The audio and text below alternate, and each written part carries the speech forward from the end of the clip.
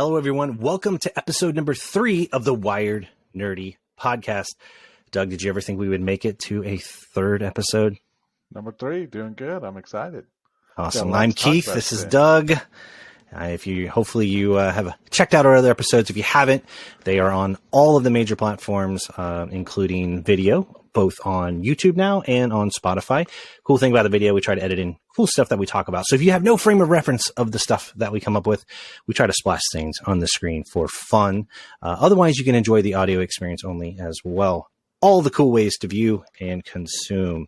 So we have a decent size news segment. We started a segment last episode where we're going to review cool things that pop up in the news that kind of relate to stuff that we're interested in. So we've got a pretty good list here. And Doug, I'm going to let you start off on this. Let you kind of launch us. What do you want to talk about first? The news section is pretty big today. I just started typing and kept going and going. Just so many cool things, so many hot topics are going on right now. But of course, I think we have to start with the whole balloon fiasco and maybe aliens and all that good stuff going on in the news. We won't spend too much time on it, but so here's the deal. Okay, I know it's been beaten to death in the news, but I got to tell our listeners. It's funny. If you've ever seen Independence Day, there is the guy played by Brent Spiner, who played Data in Star Trek: Next Generation. He's the scientist down in Area 51. Dr. Oken, I believe. Look at that. Yeah, geek card out. I love it. So here's the deal.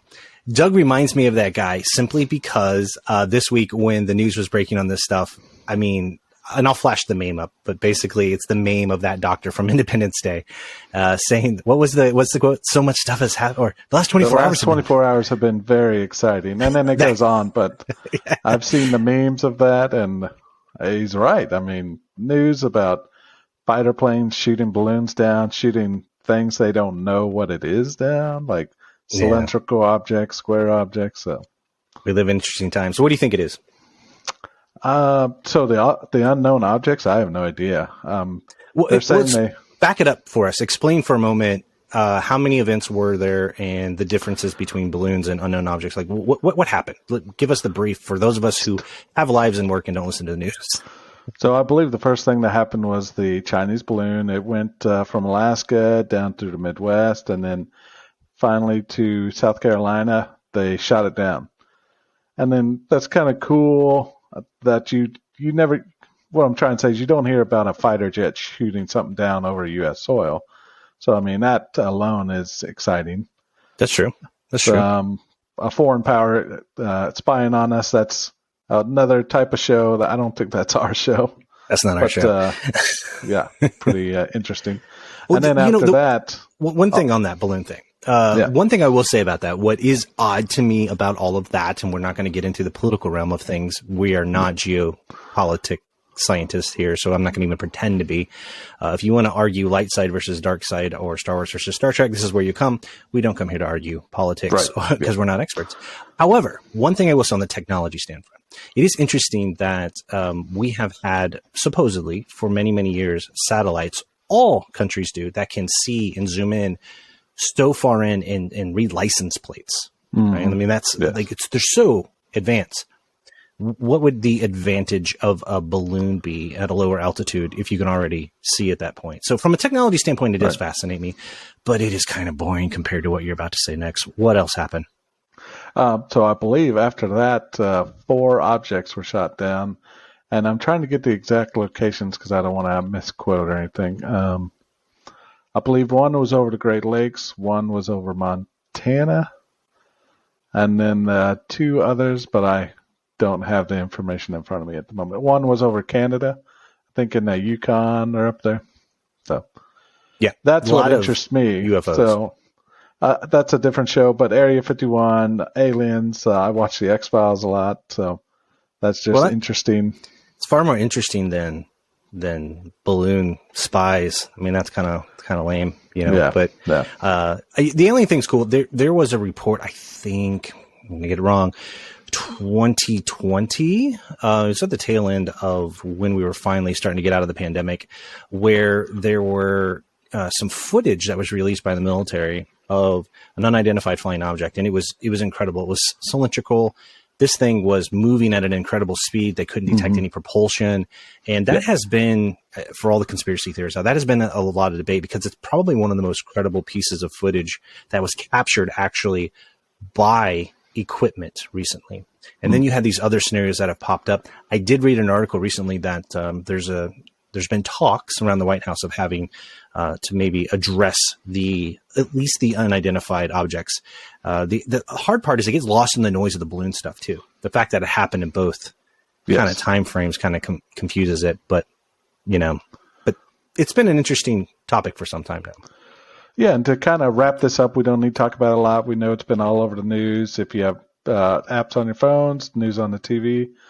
You've heard it. NORAD, one of the senators released a statement that NORAD has never shot anything down in the 65 years it's been an organization for the defense. And then last week they shot 3 things down. So kind of a big deal. Did they shoot down, were all 3 things balloons or did they try to shoot down one of the unknowns? I don't know that they called them balloons yet. They called them objects. Mm-hmm. And I haven't read any further, but I think they're still objects and unknown to us. Wow. Okay. So, well, aliens are way more interesting. I've said for a long time that we need a new podcast about aliens and stuff. Well, I've always said, the thing about aliens is if that's legit, is maybe that's the one thing that'll bring humanity together. Let everybody just kind of finally get along, stop arguing about borders and stupid stuff, and just see us as humans. So we need a common enemy like Starship Troopers. Remember that movie? Yeah. Do your part. That movie is so quotable. So. It is. It's such a great movie. All right, man. What else do we have on the list? We have a bunch of trailers from the Super Bowl, a bunch of movies. One of the good commercials that I saw was Tubi. They had Down the Rabbit Hole. Tubi, like the free service, Tubi, the streaming service? Yeah, they really did it up in the Super Bowl. I must have missed that one. I tried to watch all of them, so it was a Super Bowl commercial for Tubi, the free streaming service. Yeah, I believe there's 2 or 3 of them. One was rabbits. It looked like they were actually kidnapping people and dragging them towards this hole. But they're throwing you down the rabbit hole of shows and movies and stuff to watch. Really? It was kind of a cool concept. Oh, now I'm going to have to look it up. See, I totally missed it. I'm glad you told me. I'm glad we did this. The one that caught everybody, the one that really caught everybody is it looks like you're actually scrolling through your apps on your TV.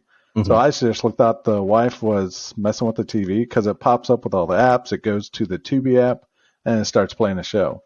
Really? So it really got me. Yeah. Oh, that's funny. Well, I'm going to check those out. I had not heard of that one. So, I mean, mine, the one that stood out to me, because I'm going to be honest with you, I'm not a major sports fan. I haven't followed football since the 90s, nor basketball. But I love the Super Bowl commercials. I think it's cool how they tell a story in such a small amount of time.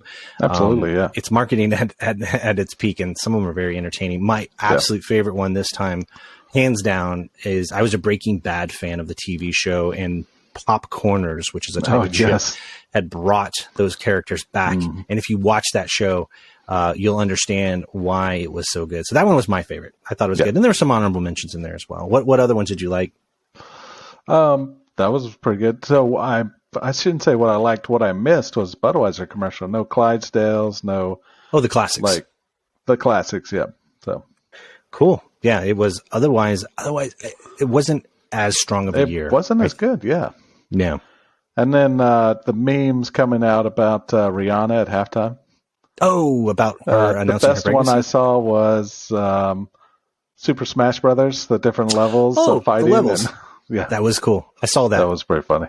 I saw that. There was somebody had Photoshopped. They had those levels. If you've never played Super Smash Brothers, the idea is you knock them off these levels. It's a Nintendo Switch game.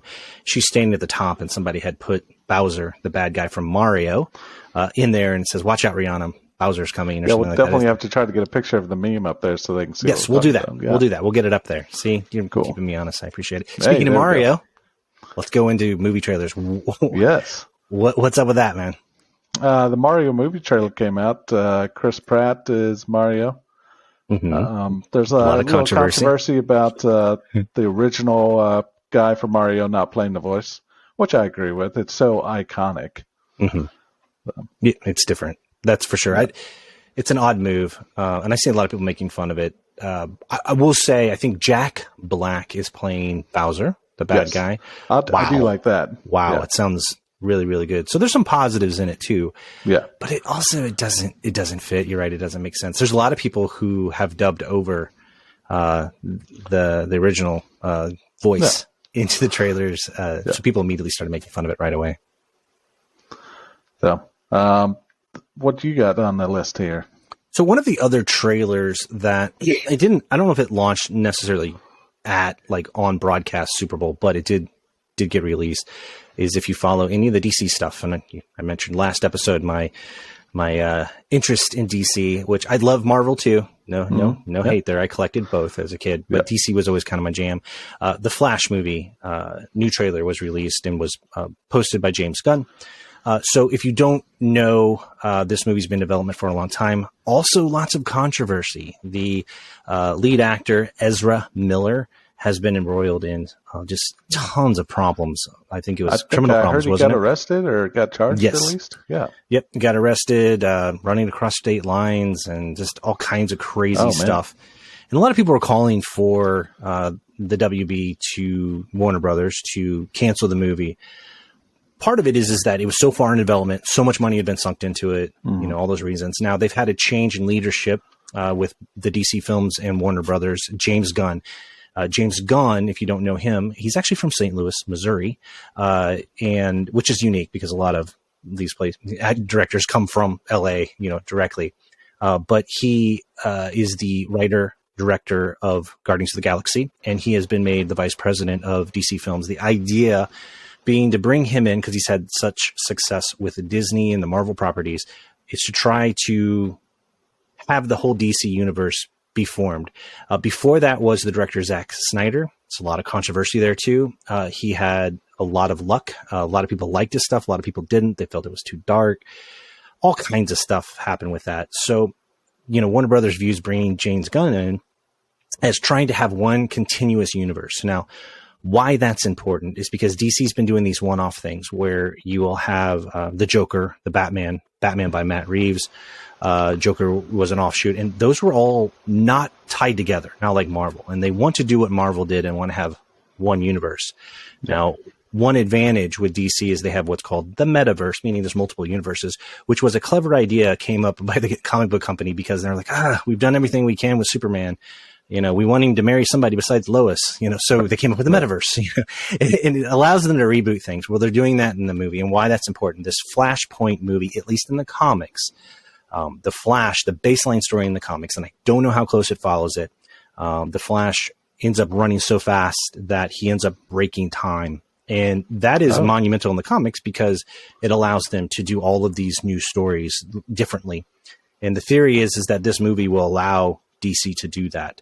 But people are dismayed that Ezra Miller is still playing the Flash after all of the controversy. So that's kind of what's tied to it. But set all that aside, I didn't want to like it, but I really, really liked the trailer. Yep. It looks amazing. It did look good. Yeah. Go check it out. Spoiler alert.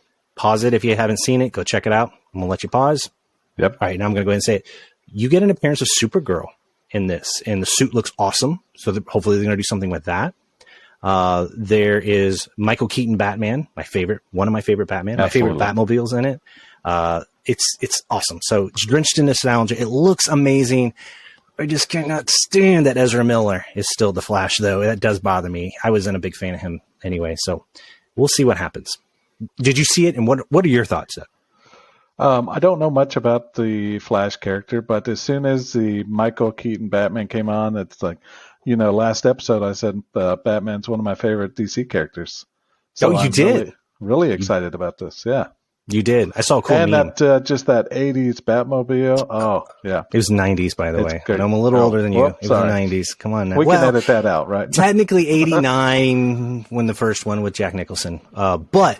See, that's what I was talking about. 89, right? There you go. I'll have to look that up. You have to fact check me on that. I'm going to look it up now. So I'll bust myself here. But there was an awesome meme that I saw where it was and I'll try to put it up, where it's like, 10-year-old me watching Batman and somebody really, maybe it was Shia LaBeouf or somebody really giddy and excited. And it says, 30 or 40-year-old me really excited watching Batman again when he says I'm Batman.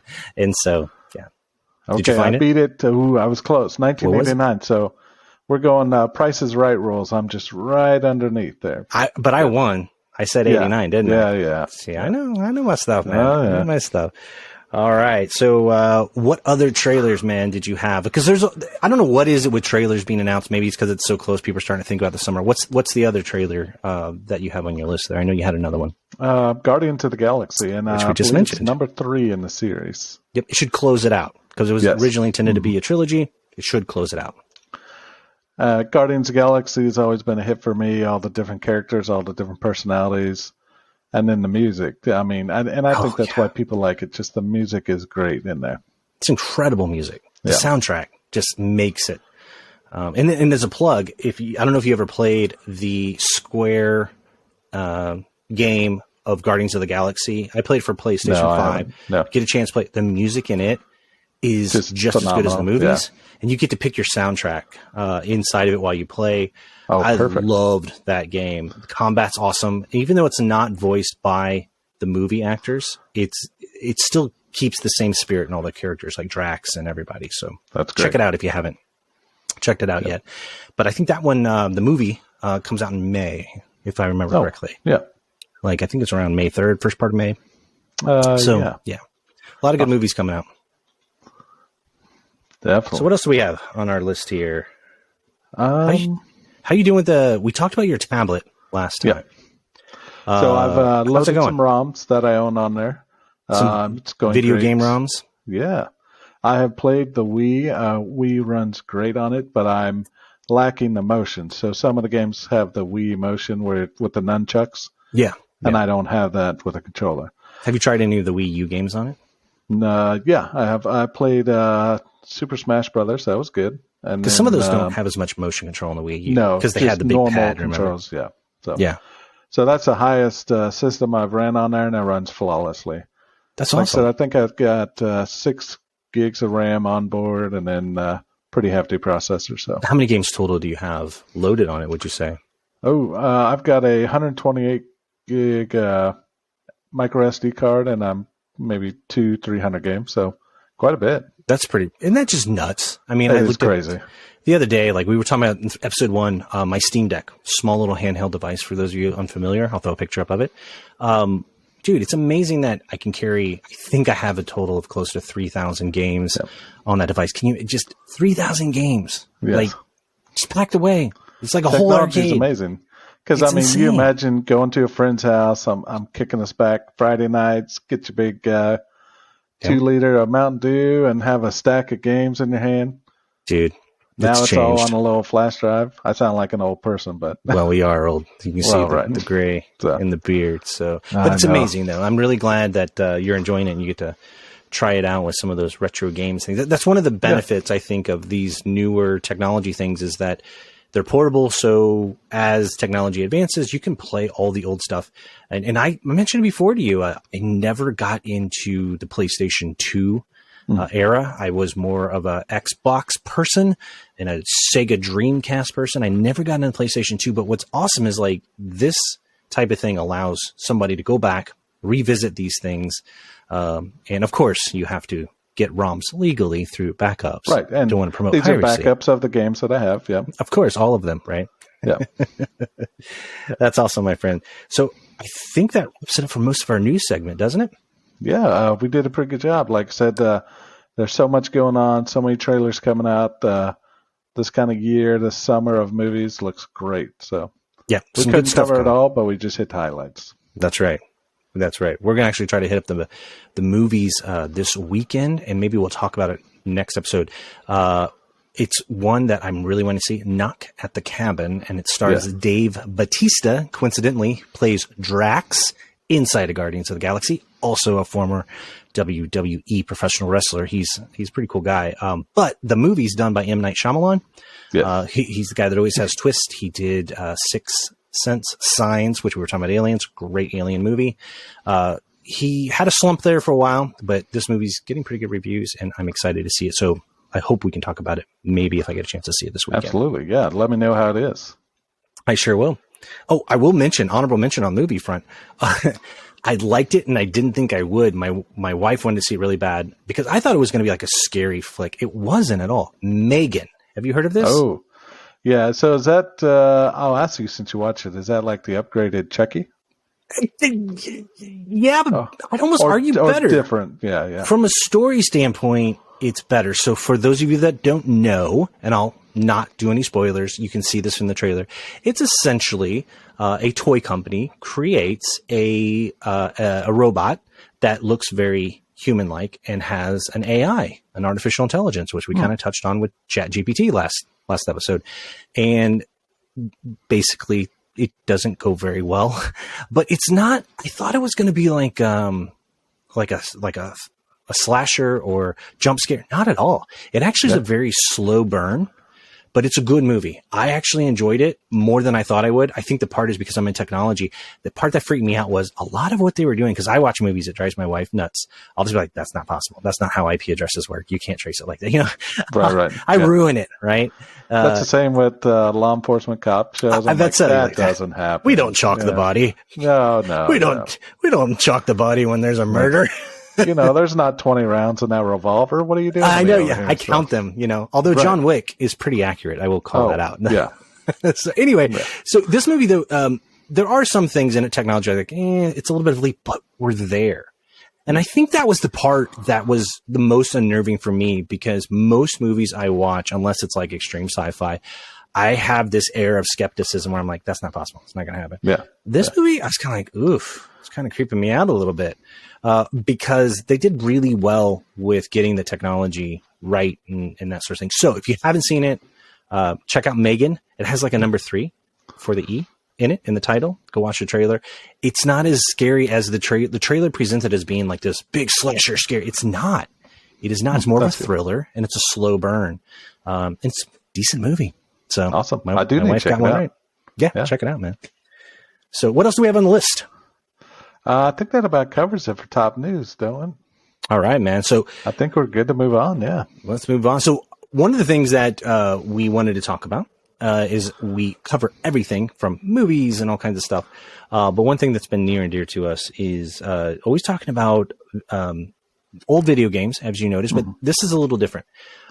The question was, what is the game that stuck with you, that made you a gamer, or just kind of pulled you in? Is that right? Am I getting that topic right? I believe so. Yeah, kind of get a little nostalgia here, and what game, like, games are awesome. Games are adventures, they're stories, they're lives that I want to live safely. Yeah. What's yours? You go first, man. What's the first one that drew you in, and what was it? So I watched a lot. So my brother and my cousin played a lot, but Legend of Cage on the NES. Great. Funny. I don't know if I know that one. Kind of a ninja side-scrolling, slashing, jumping in trees, throwing shooting stars. It's like Ninja Gaiden. Yeah. I'm checking it out online for those of you not. Very. That was a really good one. It's kind of side-scroll back and forth, then jump up and jump back down. Action there. The other one I'd have to say, it's years later, is Age of Empires. Just all the stuff you can do, upgrading your units and your troops and exploring civilizations. And it had some good history in it, too. That really got me into gaming. So. Yeah, a lot of hours, huh? Oh, lots of hours in Age of Empires, yeah. Have you played the Age of Empires remastered or remake? Yes, I have that, yeah. So they came out with the HD collections in early 2000s. I don't have the exact year, but then they just came out with the remasters, like 2019, 2020 maybe. Are they and good? They're really good, yep. I've not played the remasters. It's kind of fun playing the same missions I played back in the day, but at such higher quality and some new features and some new units and graphics. They did something similar with another game, Command and Conquer. I know you mentioned you were playing that as well, weren't you? Yeah, Command and Conquer, the new one, has a thing you can hit tab or hit a key on the keyboard, and it immediately switches to the old graphics. Pixels? To the old pixels? So you kind of have a grainy feel for it, a little bit of nostalgia. That's really cool. Such a great series. That's awesome, man. So what was it about those games that pulled you in? What made them different outside of like Mario, which is like a staple, or Pac-Man, right? We always hear about those. What was it about that drew you in? I think what was different about it? Yeah, the action of jumping through trees, and then the background would have like lightning flashes and lighting effects. It was really cool. So just more immersion. Yep. That's awesome. And the Age of Empires is really just the history behind it. And you look it up, they have historical facts about the Romans and the Greeks and all the empires back then. Another good one is Civilization. Yes. Most of these, Age of Empire and Civilization, they're top-down strategy. Think of Risk, the Risk board game, kind of like that, right? Is that a good explanation of it? It is, yeah. But with units, so that you were able to, you had to manage resources, if I remember correctly. Yeah. So now, what would you say what's the difference between those two, between Civilization and Age of Empires? Are both turn-based? Like, what's the difference? I'd say they kind of similar. The turn-based was Civilization. You kind of did all your moves, you did all your upgrading with the cities and stuff, and then you do your turn, and then you watch as the enemies and the friendlies around you do their turns, upgrade their cities and civilizations. Where Age of Empires, it's live action, or it's not turn-based. It's more real-time strategy. Yeah. Gotcha. Use my correct terms here. So while you're doing stuff, the enemy's strategy. doing stuff. Yep. So you're doing stuff, enemy's doing stuff, versus just taking turns, right? Yep. And the biggest thing there is to make sure you have your walls up, make sure you have defenses up, because while you're over here focusing on upgrading your church or your stables or your barracks, the enemy's already through into your base and tearing you up and destroying all your buildings. Well, I never thought this podcast would turn into a game strategy with Doug session. Yes. Look at that. Come back for Age of Empire strategies. Get those walls up and get those arrow towers up. Cheat codes. Up, down, down, left, right. Oh, that's awesome, man. Very cool. Those are great games. I have Age of Empires on my back catalog, especially the HD one, because I remember playing that. So I'll definitely have to unearth that, check it out. And I'll make sure I put footage of what we're talking about on here if you've never seen it before, just so that you're familiar. We don't want to exclude anybody on that. Anything else, Doug? What other ones do you have? Going back through the catalog, Desert Strike, really good. And then it was a helicopter game, right? Yeah. I continued from that on the Super Nintendo to Nuclear Strike and Soviet Strike on the PS1. Really great games. Getting a lot of war out of you in this. Yeah. I see a trend. That might be a reoccurring theme as we go on here. But I played some educational games. We'll have to talk about that in a later episode. So yeah, there are actually some pretty decent ones. So we have that on our list. We'll talk about that. So for me, one of the things I would say is like that growing up, I always had consoles around the house. My brother specifically always had consoles, a little bit older than me. So we always had games. I wouldn't say that I didn't really get pulled in until, and I still distinctly remember it, because for me, it wasn't just about becoming a gamer. It's actually what pulled me into my career, into technology. As crazy as it is. So essentially for me, it was, I remember I was in middle school. I think it was 6th or 7th grade. I was playing basketball and I broke my ankle. Now, for those people that know me, I was forever breaking my ankle. I was always jumping off stuff, jumping off the house with an umbrella because, I thought it would slow me down. A little bit of adventure, right? Yeah. Maybe it's that Superman thing. I don't know. Yeah. But I was forever breaking my feet. But this time it was legit. I was jumping, rolled, broke it pretty good. And I remember I was home and I had caught up on all my homework. And I remember we had a Super Nintendo. And I remember I asked my dad, I was like, hey, can you rent me a game? And I remember he came back with Wing Commander. Now, I knew of Wing Commander. Such a great series. Yeah, because we had it for computer, but I could never really play it on our computer because it was too slow. So I knew of it.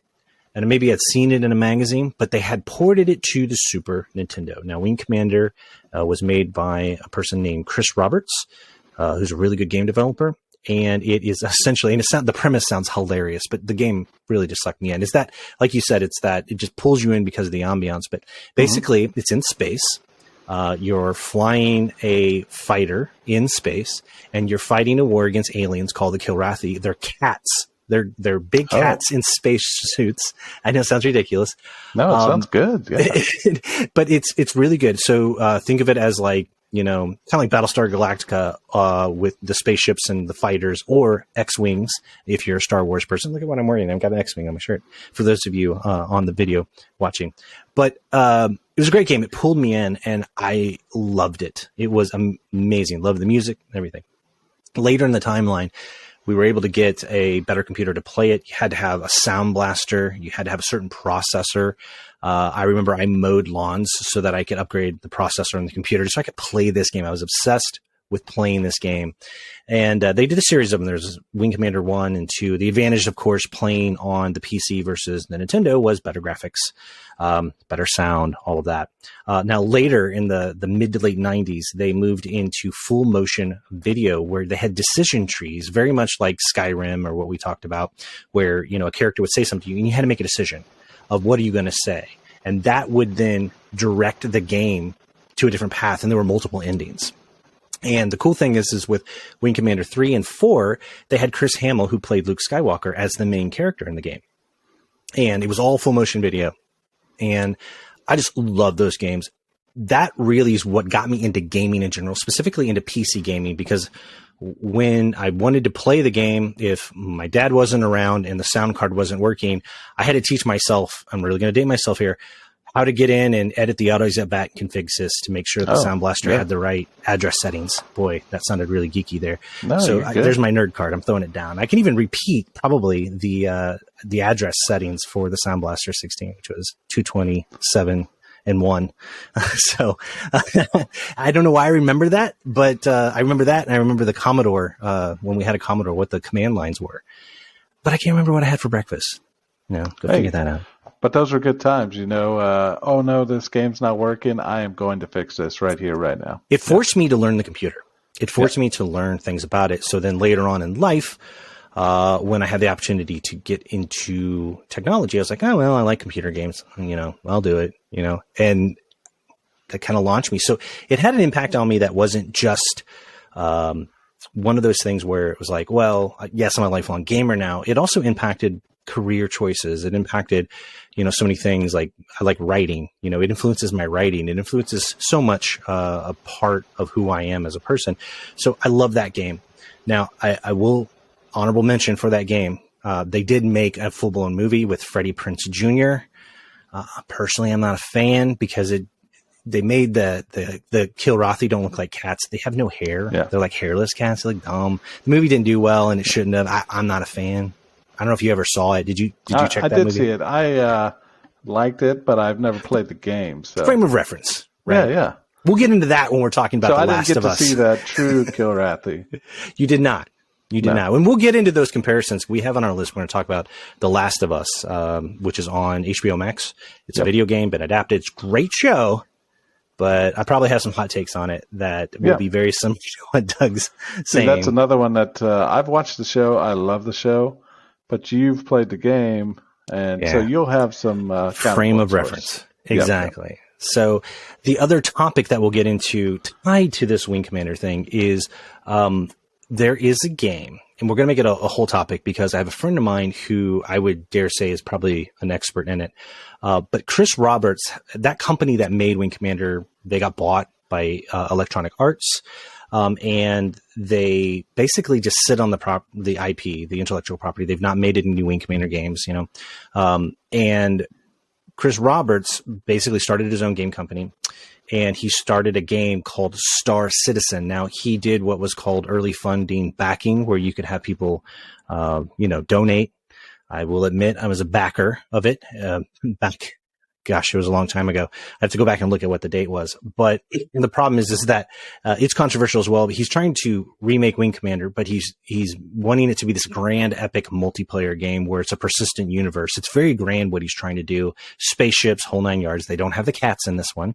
But it's been in alpha, meaning that it's not a full-fledged game, and it crashes a lot. But people have sunk so much money into it, and it's the highest grossing privately funded through donation game development project ever. And a lot of people criticize it because it says it's never going to get completed and that sort of thing. But we'll have an episode on that as well. But it's tied to Wing Commander. That's why I bring it up. Yeah, I'm excited to play it. I've heard a lot from you, and I've seen a lot of stuff on YouTube. It looks really in-depth, a lot of choices, a lot of customizations to your ships and places to explore. So it looks really good. It's fun when it's stable. I pop into it probably about every 3 months to see how development's going. I will tell you the last time I played it, no joke, it's really immersive. It's so cool and ambitious. But I walked up to my spaceship. and you actually have to. It's PC only. I want to be clear about that. This is not on console, and you can push the button for the little, stairs to come down. Canopy or it depends on the type of ship you have. Some ships you can walk around in, kind of like Star Trek, like big ships, right? But the little stairs come down. You're supposed to walk up into your ship, get into your cockpit, and you can take off going where you want.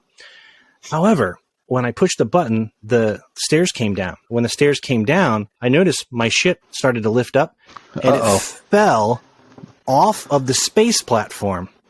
And I'm standing over the platform looking, and it's just falling. Now, it's space, but my ship is falling off of the platform. Just to tell you the kind of goofy... It's got terminal velocity then. It does. But it's very... it's in alpha stage, to be fair to them. Yeah. Now, it's gotten more stable. There's a lot of Twitch streamers, people who play it faithfully, love it.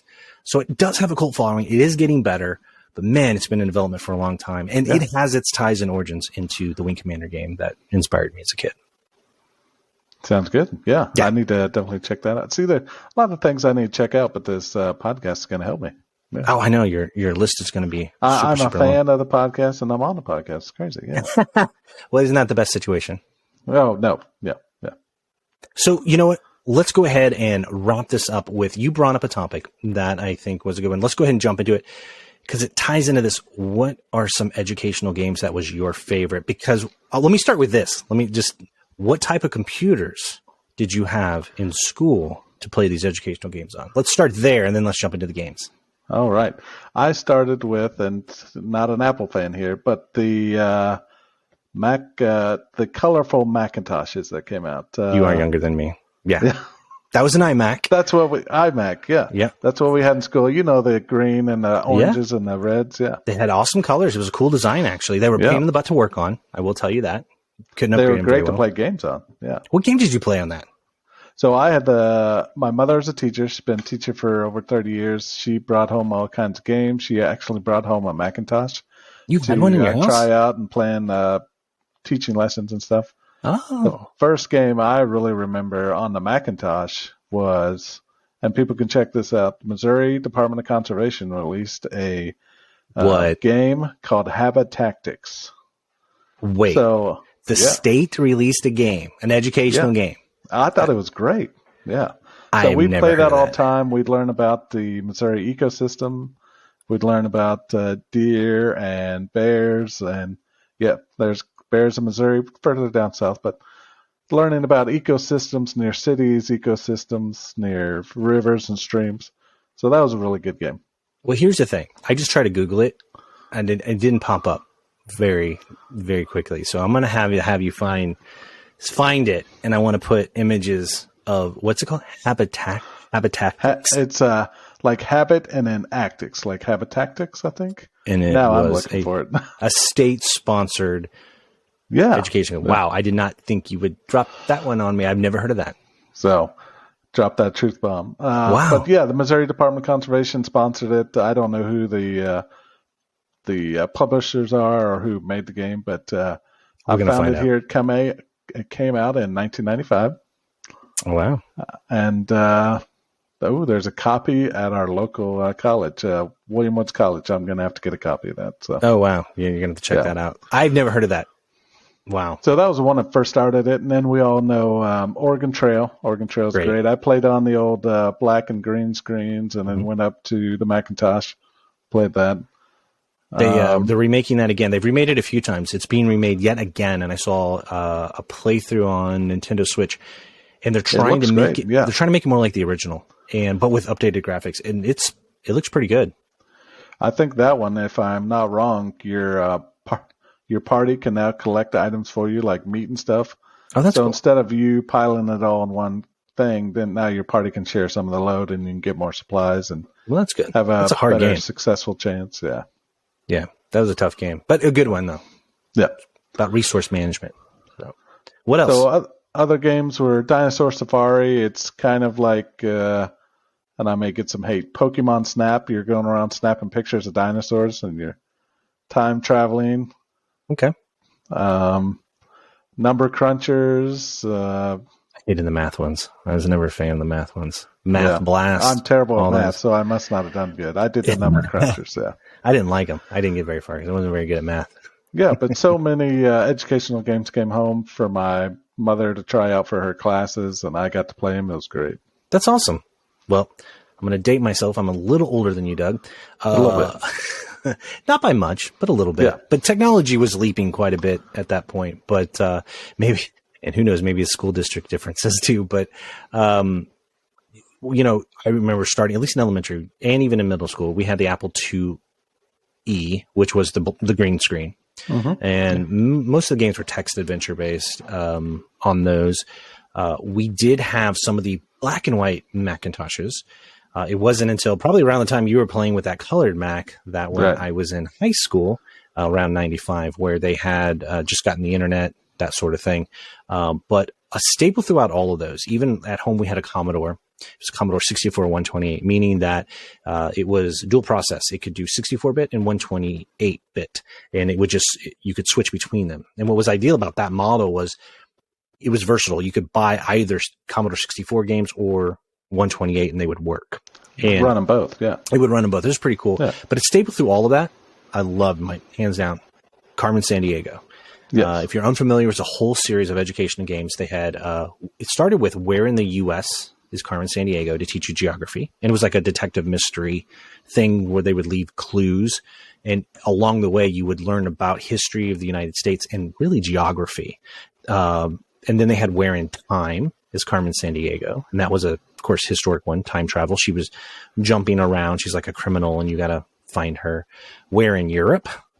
Oh, boy. There's probably way more than I'm listening. But the Carmen Sandiego series was hands down probably my favorite educational one. On top of that, an honorable mention was we had a Mickey Mouse one that on the Commodore. I always remember because the graphics always looked really cool to me. They were actual cartoon drawn graphics, and that was a big deal. They didn't move much, but it was teaching you letters and alphabets and things like that. And then last would be Reader Rabbit. That was one to help you with reading and your letters and that sort of thing. Those were kind of the staples of education ones that I read. Did you play any of those? I did. Now, say you're in the IT field. Did you have any typing? Because typing games remind me of Mavis Beacon teaches typing. Classic. Yep. I still chicken peck like 40 words a minute. I never learned the proper typing etiquette and stuff, so I just rely on my chicken pecking stuff. Yeah. Well, it's a byproduct of career. I can touch type. But, back in my day, computers was not really computers. It was just typing anyway. So that's what they had us do.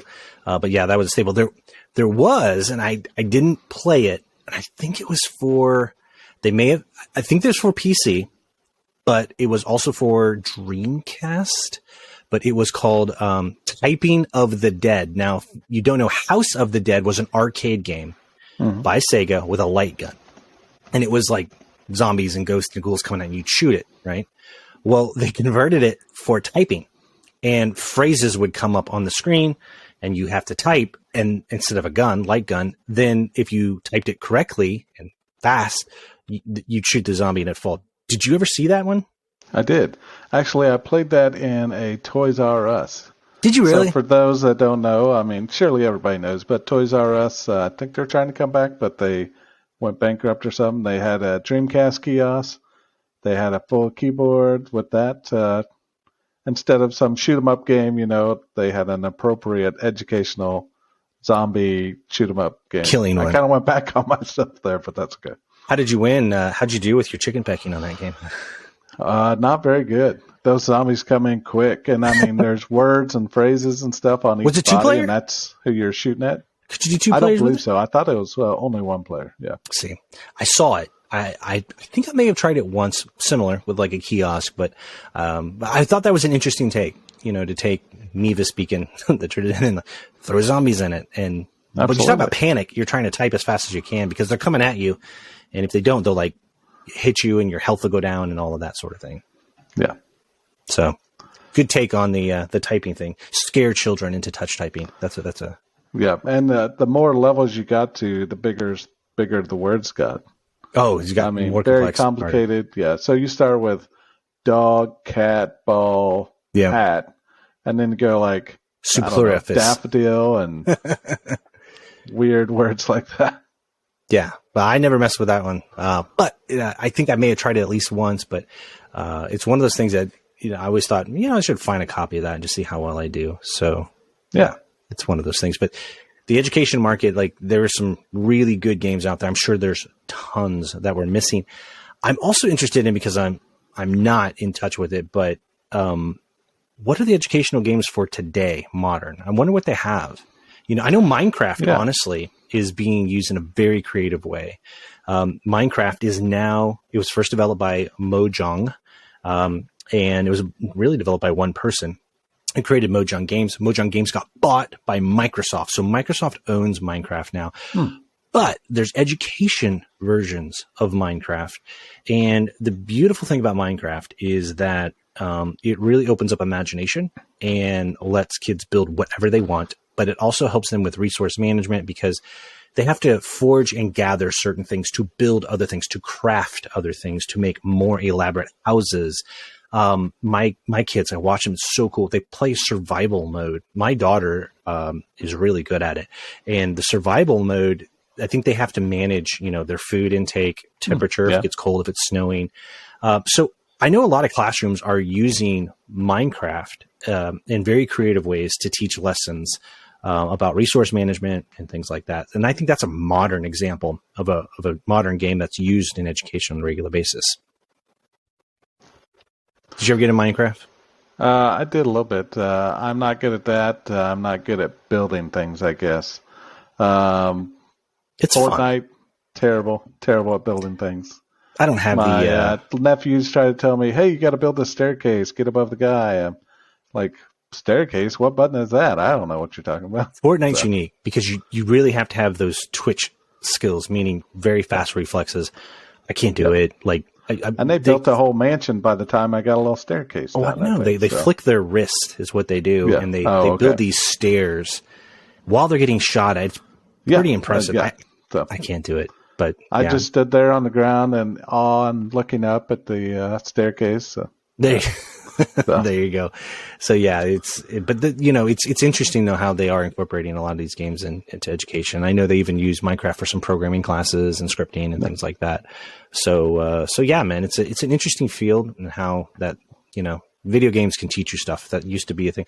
What's funny thing is, a lot of my history references of timelines, the way I remember things are tied to video games. I remember a lot of World War II stuff because of flight sims that I would play on the PC, or Wolfenstein, hate to say it, set in World War II, killing Nazis.